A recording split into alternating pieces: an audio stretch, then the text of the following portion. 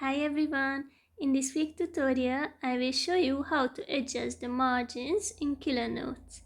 With this function, your text can be centered on the page, or if you prefer, you can place the text on the edge of the page. Just open the app and choose the document you would like to work with.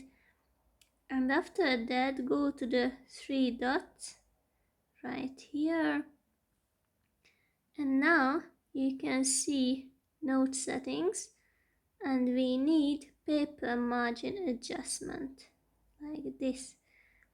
So now you can easily center the text like this, and if you click on done, then the text is in the center of the page.